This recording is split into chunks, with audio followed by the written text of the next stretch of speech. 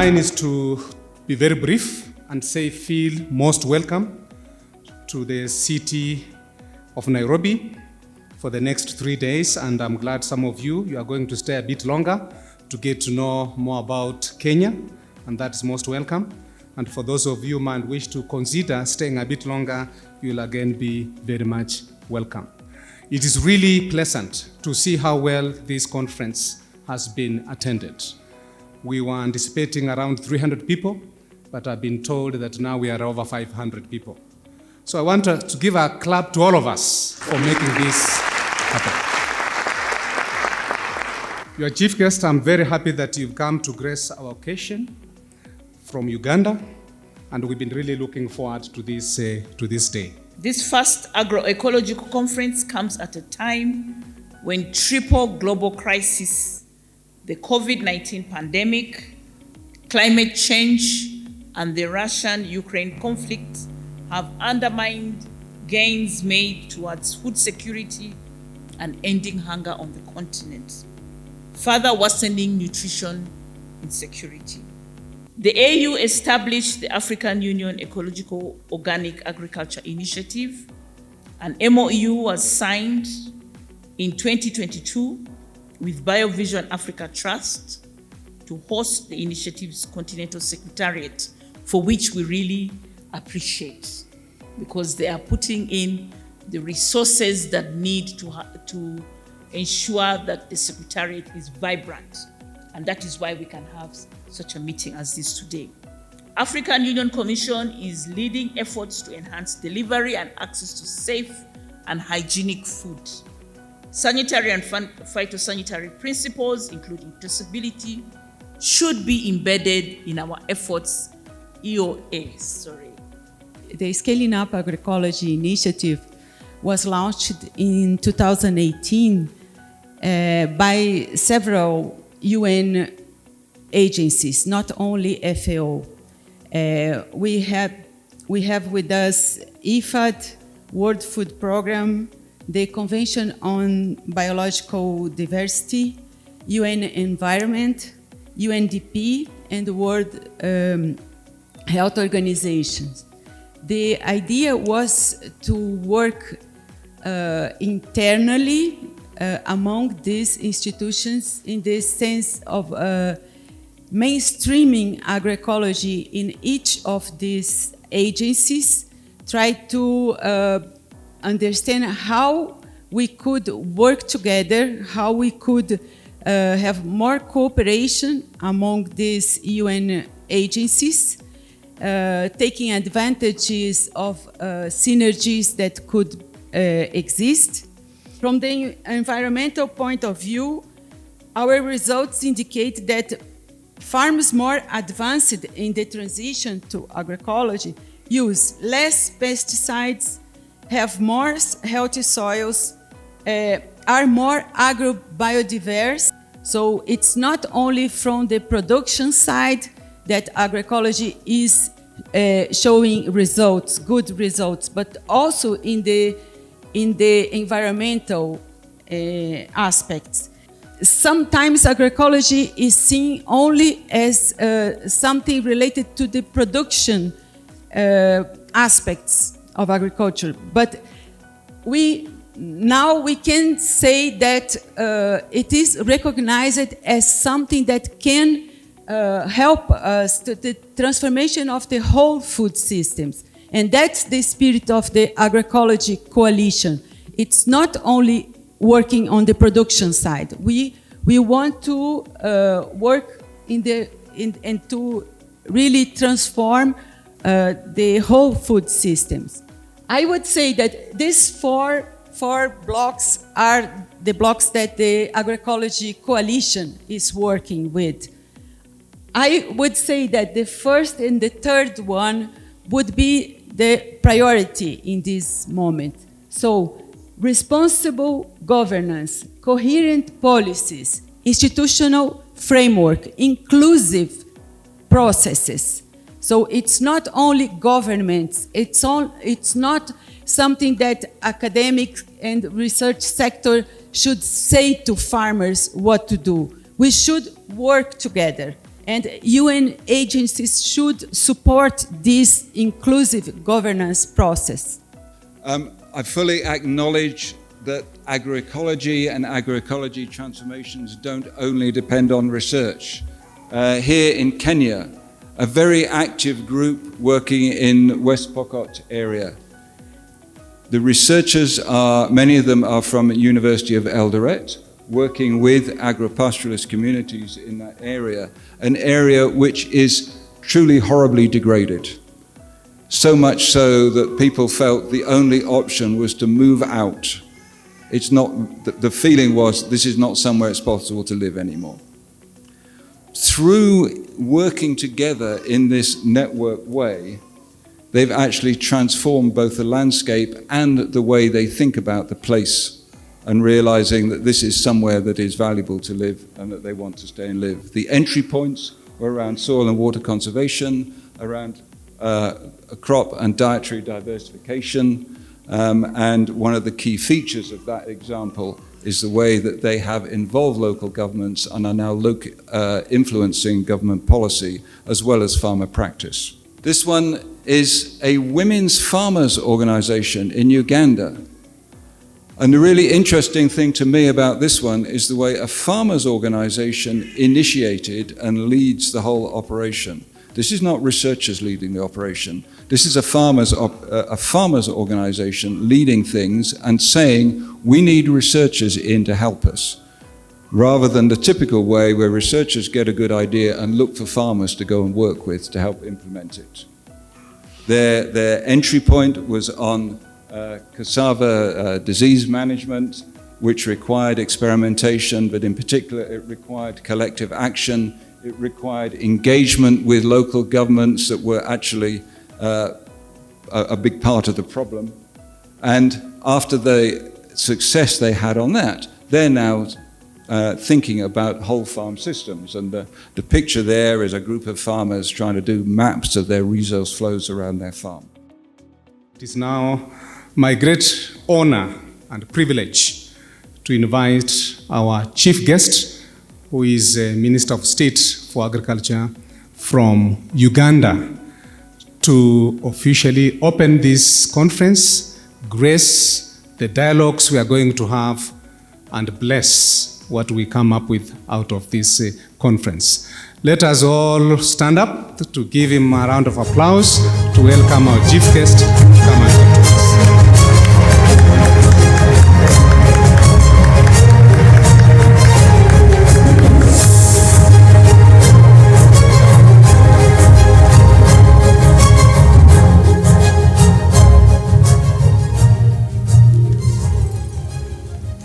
Representatives of honorable ministers from the East African region.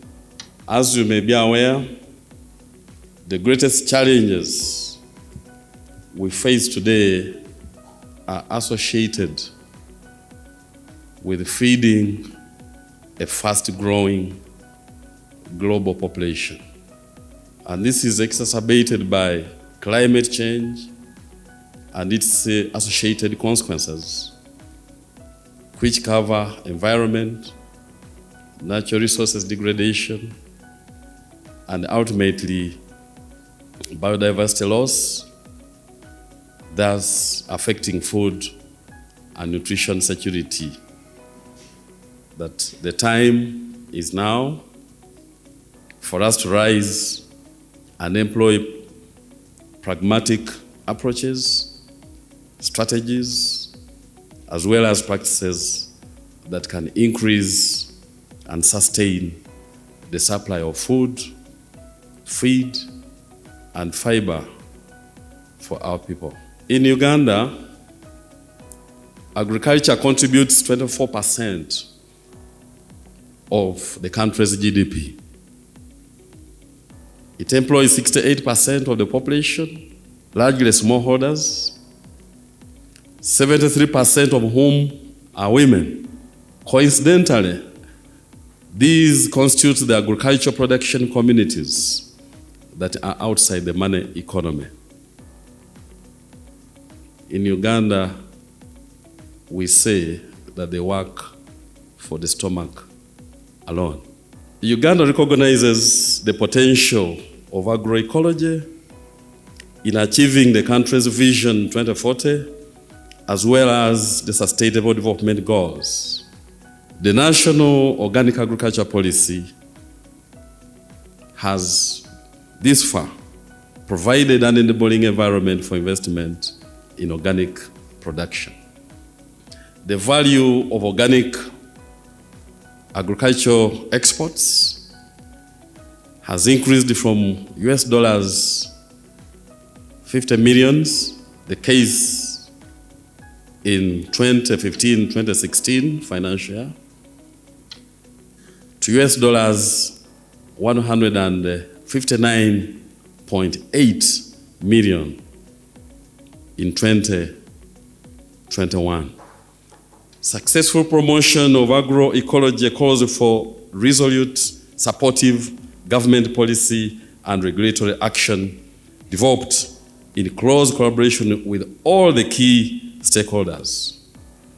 Formidable public-private partnerships, effective sharing and networking are vital in implementing the identified strategies geared towards entrenching and scaling up agroecology among our farming communities.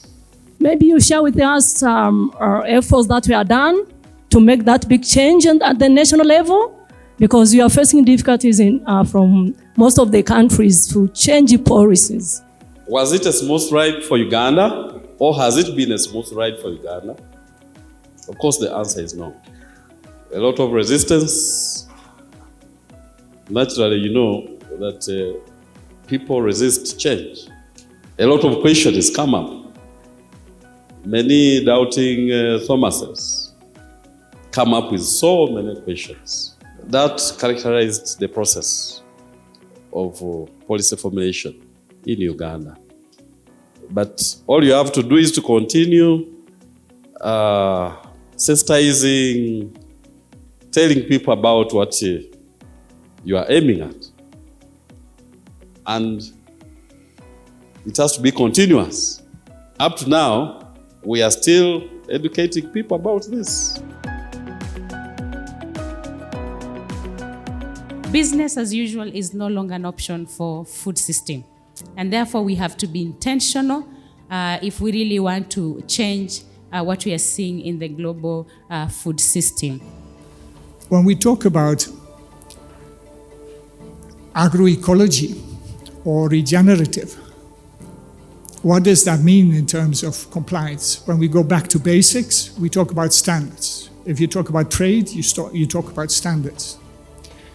Organic, by default, organic by nature, does not exist in trade. It's only organic if you have documentation and you're complying with standards. Let's look at this one. As a company, when we talk about organic, and there's the whole landscape, regenerative, analog forestry, landscape planning, we work with that environment to develop products for markets, whether for food, cosmetics, or health. In all these aspects, we always deal with quality assurance, bio-requirements, legislation, and certification.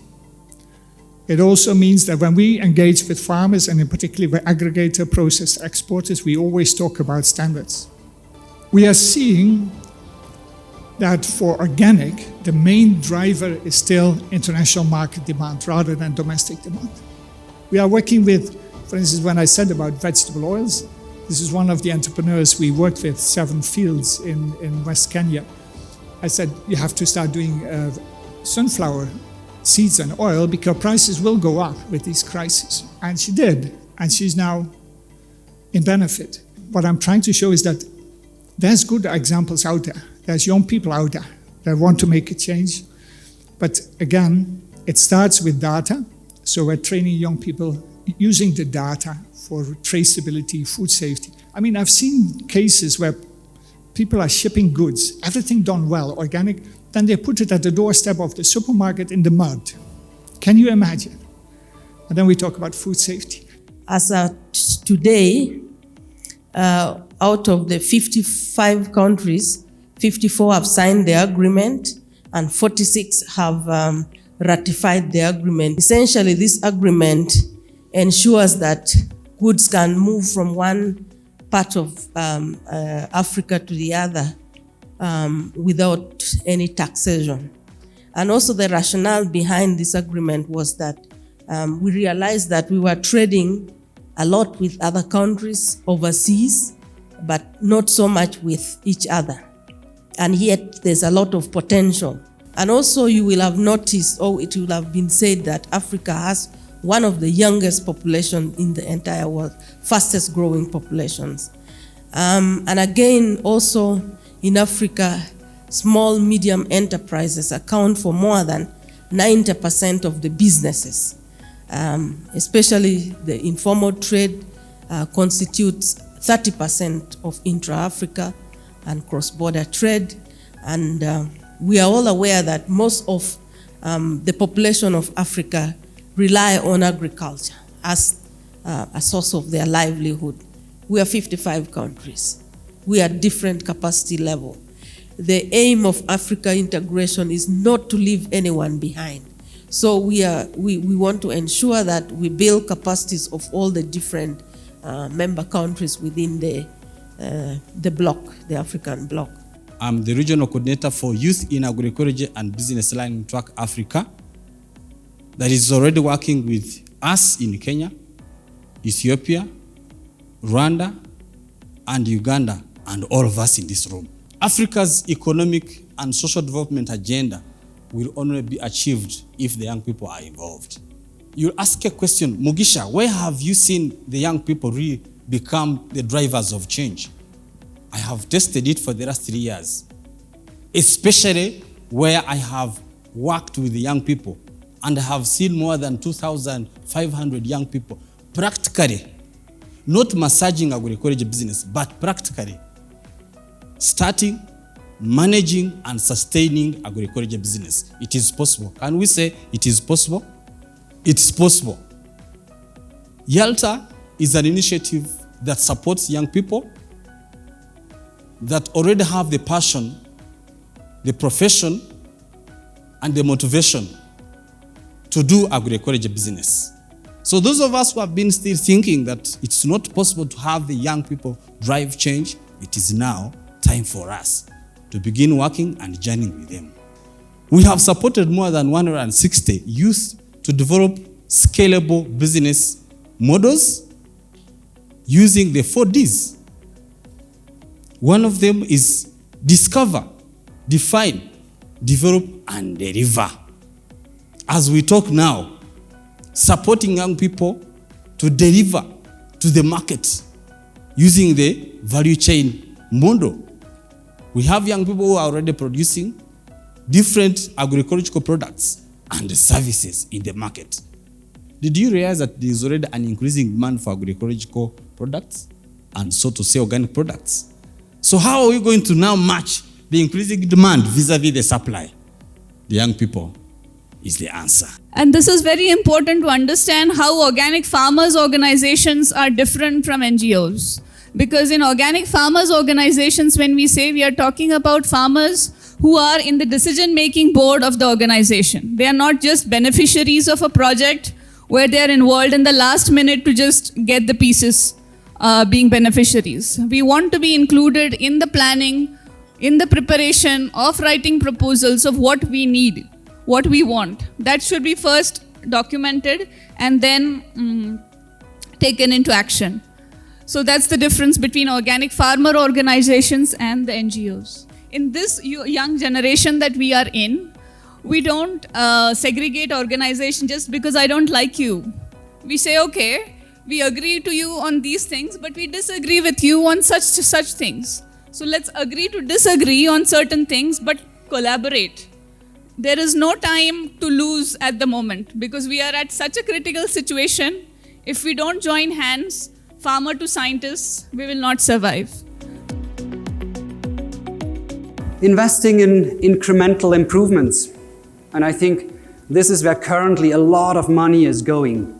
Incremental improvements to improve efficiency of input use, to use work on biotechnology, better breeds, on modern technologies, robots to spray more efficiently, all these things. This is where a lot of private sector money is currently going.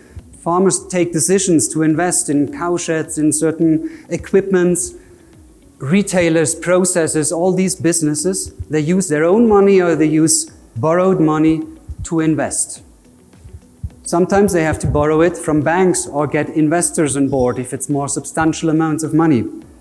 There are now more donors who are looking at their portfolios. They are using various tools, and here is another one from PSA, the financing analysis tool, where they have depicted the 13 principles of agroecology and then rate the overall portfolio as per these different principles. I think that's a very interesting way to look at how donors, how governments are spending the money in agriculture or in food systems. Yes, many farmers produce for their own subsistence, but they also have to earn an income, isn't it? They have to make a living. It needs to be economically viable for them. Otherwise, they cannot upscale agroecology. It pays off to invest in agroecological systems because you will get not only better income and nutrition for the people, but you're also addressing health issues, you're addressing environmental issues, you're reducing the hidden costs of the system, the true costs of the system. If you look at these true costs, then definitely there is a strong business case for agroecology. Dealing with SMEs, small and medium enterprises in the agri-food system. Why does that matter? Aceli Africa, that's a financing institution, did an analysis and they concluded that SMEs, they account for about 64% of the food consumption in sub-Saharan Africa. Only a smaller part is only purely subsistence farming or is larger enterprise. So the SMEs have a very important share. And another aspect I want to highlight here is that in sub-Saharan Africa, SMEs constitute nearly 2/3 of the supply channels of food consumption, and they create 70% of formal employment. Just to say that, yes, they do matter. And so I'm here to talk about the place of indigenous food systems in the agroecological discussion. If we become intentional in looking at these food systems as food systems that have helped communities and have helped all of us to survive and to get more nutrition, then there should be more research going towards that direction as well. Because I see a very thin line between organic farming and these other forms of farming. Because as soon as we equate it to money, there will be hunger to get more money. And even if you do the certifications, especially in Africa, things will still get through the fingers by money, and you will find food that is not organic in organic markets, because we are not looking at production systems that are based on values rather than money and volumes of what comes out of these lands. We probably know that the biggest investment in industrial agriculture happens at the national level, where there are subsidy programs. And this is just a World Bank slide talking about the investment of the 10 largest African governments spend $1.2 billion a year on input subsidies alone. So these are input subsidies that are largely used for, technological packages, seeds, fertilizers, pesticides. And it's quite a significant amount of money that goes into that. So the Agroecology Fund, in our own modest way, we aspire to change the governance forms of funding to maximize local control of funding. So as I just said, we work on this advisory structure. We're really trying to kind of delegate the authority on recommendations for funding from the donors to people that are from communities that really understand the conditions and are in a position to really say, hey, this is the kind of work that needs to be funded in order to make the transition.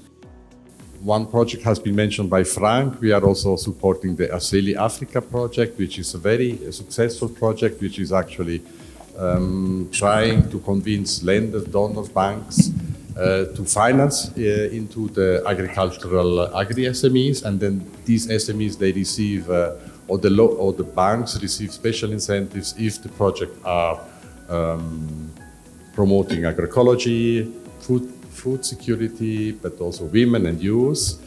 And then these are the two, and then of course nutrition, which is very important. And I always say that the support of agroecology is very linked to nutrition, because for me it's not only to produce organic or better products for the export, but it's especially to feed the local population first. And first means the farmers, and then after the localities and the villages and the cities in Africa. So for us, we are already here, and then we are using also this, we are co-financing this convention, and we are using this convention also to plan a new project on agroecology for the next 10 years. So we are using all these results and all these exchanges already in our planning process. There has been said during this conference that the struggle is not technical,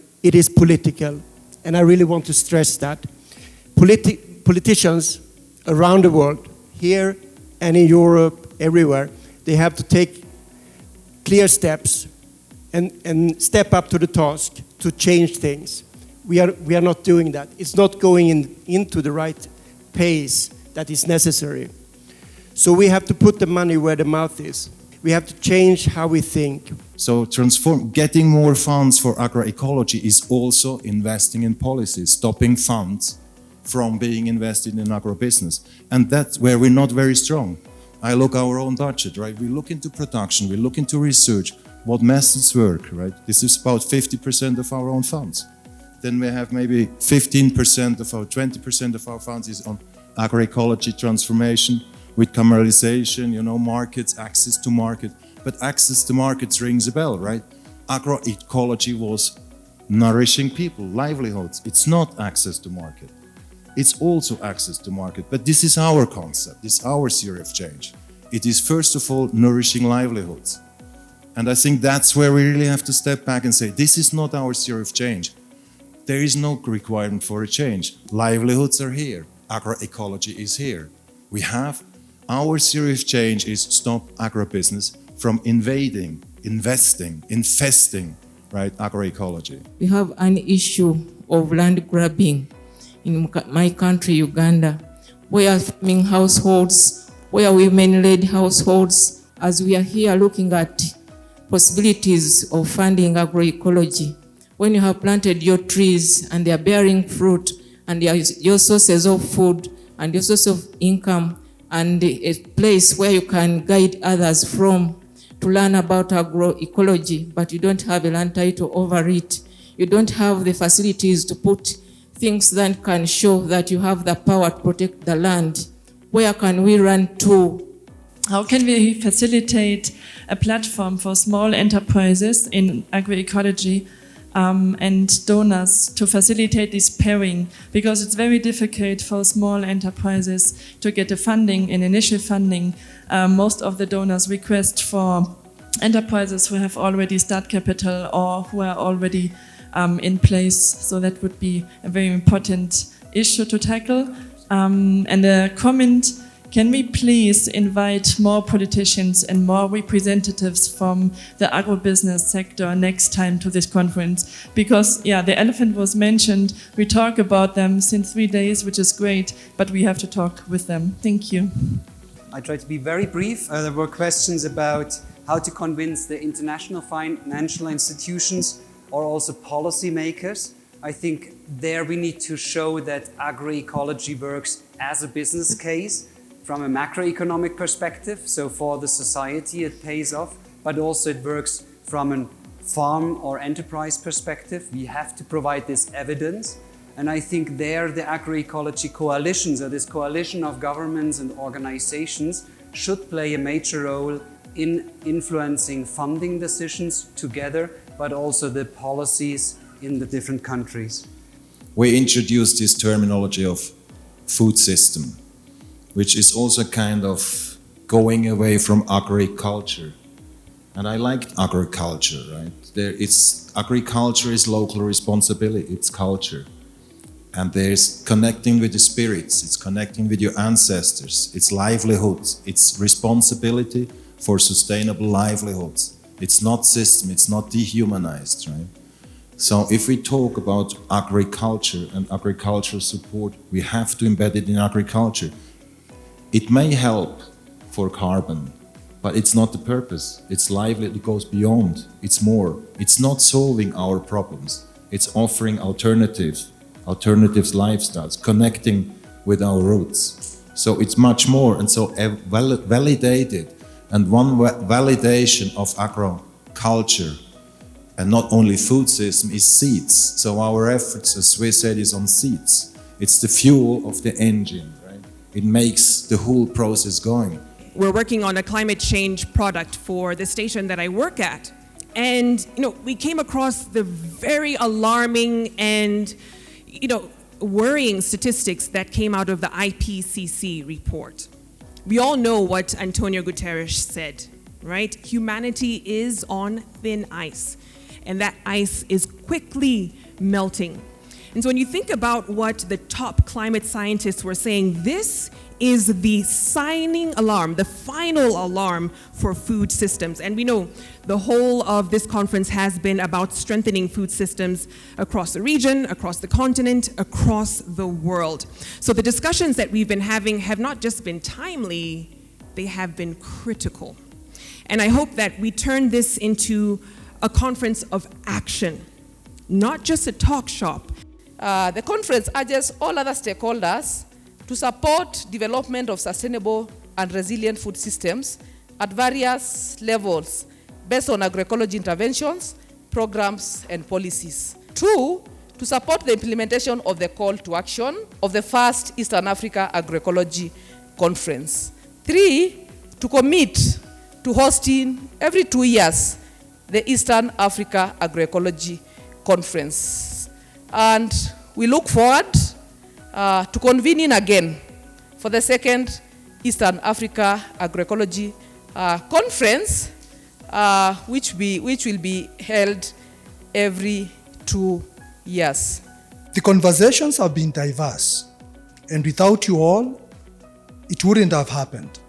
From production, productivity, and sustainability of food systems, scaling out best practices, farmer-managed seed systems, women and youth, trade and markets, institutional and policy drivers to funding mechanisms.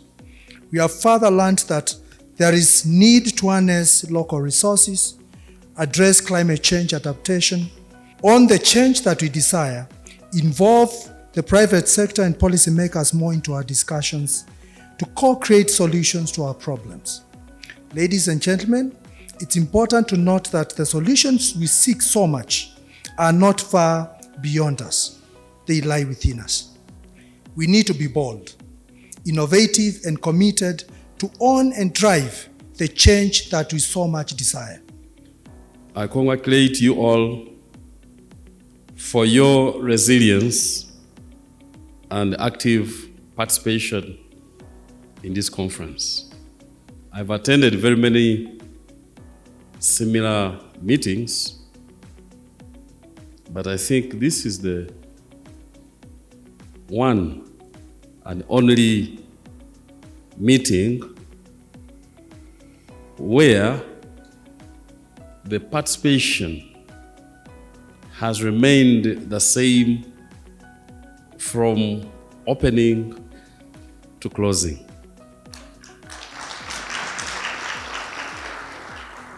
I congratulate you all for that. So when we go back, we need to encourage our governments. And for those of us that are here, we shall, as much as possible, talk to our brothers and sisters in government, most especially in Africa. Get on board and promote agroecology. The national, regional, and global experiences and innovative practices on sustainable agriculture based on agroecology principles and practices is an inspiration to be shared within our region and beyond our borders. The issues that have been discussed included mobilization of public institutions, policy coherence, integration of international development agendas, partnerships, monitoring, evaluation, and learning of agroecology or ecological organic agriculture, progress, and capacity building for green-based economies. These are key elements for successfully achieving our national, regional, and global declarations and aspirations. The year 2030, earmarked for Sustainable Development Goals, is fast approaching, and the outcome of this conference will inspire us to embrace transformational pathways required to have the needed change. Consequently, we need to move with sustainable speed and involve all individuals and organizations in the agriculture sector. I would like to urge all of us to take responsibility of the outcomes of this first ever conference and ensure follow-up for their implementation. As a ministry, our intention is to work with all partners, both state and non-state actors, to support implementation of the call to action that has emanated from this conference. I am confident that as you go back home with these new ideas or with the new ideas and insights, you have been inspired from this theme and the shared vision to continue our joint efforts to have agroecology principles, practices, innovations, and resources contribute to sustainable transformation of our food systems and economies. On behalf of the conference organizing committee, it's a great honor for me to deliver closing remarks and a note of appreciation at this important conference, and an opportunity to express our heartfelt gratitude for your active participation and invaluable contributions towards the success of this conference. Your presence, engagement, and knowledge sharing have been instrumental in advancing the discussions and recommendations on how we can collectively drive progress in the agricultural sector. We were honored to have the Honorable Minister, of course, from Uganda, the Honorable Bwino Fred Kyakulunga, as well as government representatives from Tanzania, Rwanda, and Ethiopia, to make this conference a truly regional event. We are one people with common heritage, common challenges, as well as common solutions towards a common goal of achieving food for all in sustainable ways. To quote Dr. Martin Luther King, we must learn to live together as brothers and sisters or perish together as fools. Most importantly, I would like to acknowledge our farmers and our exhibitors, moderators, those who chaired sessions, our students and all participants in a very, very special way. You are our reason, our cause and our legacy, and the beneficiaries of our efforts, and we esteem and respect you. Our farmers, you are our gatekeepers, our custodians of food security and nutrition, and the face and future of agroecology. We want to recognize that the majority among you are overwhelmingly women. Women, your labor of love and commitment to household food security is not in vain. Your dedication to feeding us and in protecting our natural resources, including pollinators, soil health, indigenous seeds, and ecosystem services, is central to achieving food security for all in a sustainable way and giving us a truly happy world to live in.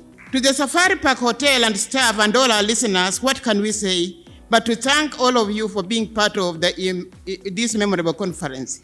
The agricultural sector is a vital component of our economies, and we need to work together to ensure its growth and sustainability. Let us take the outcomes and recommendations of this conference and turn them into actionable steps towards the realization of our goals.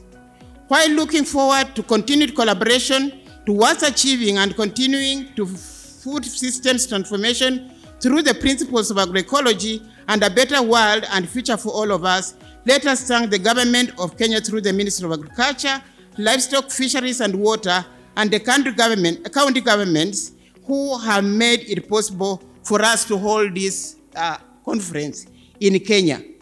That means that Kenya is committed to the transformation of agriculture, as you have heard from the mouth of the Minister of Agriculture, and the food systems in the country, we are going to see them improve.